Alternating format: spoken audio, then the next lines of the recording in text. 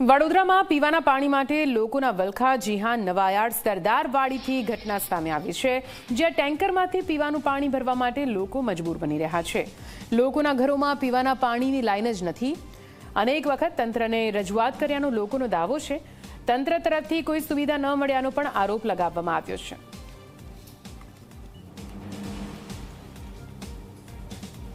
20 દિવસથી પાણી નહીં આવતું, બધી લાઈનો કાપી નાખી છે, એક લાઈન જોઈન થતી નહીં ને કોઈ અધિકારી જોવા આવતું નથી।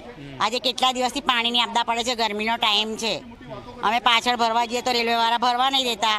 25 રૂપિયાનો એક જગ લાવવાનો, રોજ રોજ કેવી રીતના જગ લાવવાનું? છોકરા રિક્ષા ચલાવે, રોજ 25 રૂપિયા નાખીએ તો પછી ખાઈએ શું અમે લોકો?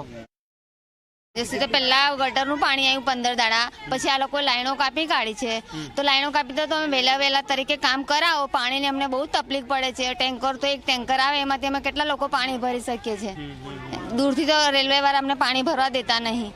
અમારી એ જ વિનંતી છે કે વહેલા તરીકે કામ કરાવો। સ્માર્ટ સિટી વડોદરામાં કાળઝાળ ઉનાળાની ગરમીમાં લોકોના ઘરમાં પાણી નથી આવી રહ્યું, જેના કારણે લોકોને ટેન્કરથી પાણી ભરવું પડી રહ્યું છે। અત્યારે અમે વડોદરાના નવાયાર્ડ વિસ્તારમાં આવેલા સરદારવાડી વિસ્તારમાં છે, કે જ્યાં આપ જોઈ શકો છો કઈ રીતના મહિલાઓ ટેન્કરથી પાણી ભરવા માટે મજબૂર છે।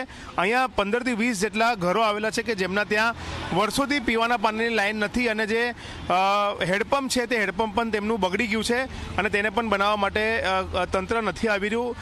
સ્થાનિક લોકોએ છેલ્લા 7 દિવસથી રજૂઆત કરી છે તંત્રને, પરંતુ તંત્રના પેટનું પાણી નથી હલતું, અને આજે જે લોકોને પાણી માટે ટેન્કર મોકલી આપવામાં આવ્યું છે, અને ટેન્કરથી લોકોને પાણી પૂરું પાડવામાં આવી રહ્યું છે। આ જે મહિલાઓ છે તે ઘરનું કામ કરીને પોતાના જે આખું જે રોજનું કામ છે તે કરતા હોય છે, સાથે તે આ રીતના ટેન્કરમાંથી પાણી ભરીને તેઓ આજે લઈ જવા માટે મજબૂર છે।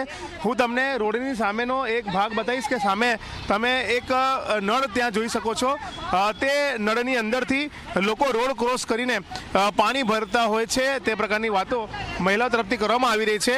ત્યારે સવાલ એ થઈ રહ્યો છે કે એક તરફ સ્માર્ટ સિટીની વાતો થઈ રહી છે, લોકોને નલ સે જલ યોજના અંતર્ગત ઘરે ઘરે પાણી પહોંચાડવાની વાત થઈ રહી છે, પરંતુ અહીંયા હજુ પણ લોકો ટેન્કરથી પાણી ભરવા માટે મજબૂર છે। અને આ જે દ્રશ્યો છે તે ખરેખર ખૂબ કરુણ અને દુઃખદાયી દ્રશ્યો છે, કે આજના પરિસ્થિતિમાં જ્યારે વડોદરા એક સ્માર્ટ સિટી શહેર હોય અને ત્યાં લોકો પીવાનું પાણી ટેન્કરથી ભરવા માટે મજબૂર હોય, ત્યારે ચોક્કસથી તંત્રએ જાગવું જોઈએ, અને જાગીને જે અહીંયા પાણીની લાઈન નથી તો તાત્કાલિક તેમને પાણીની લાઈન પ્રોવાઈડ કરાવવી જોઈએ, જેના કારણે તેમના ઘરમાં જ સીધું પાણી મળી રહે, તેમને ટેન્કર કે પછી અન્ય કોઈ સ્થળથી પાણી ભરવા જવું ન પડે, તે પ્રકારની સુવિધા લોકોને કરી આપવી જોઈએ।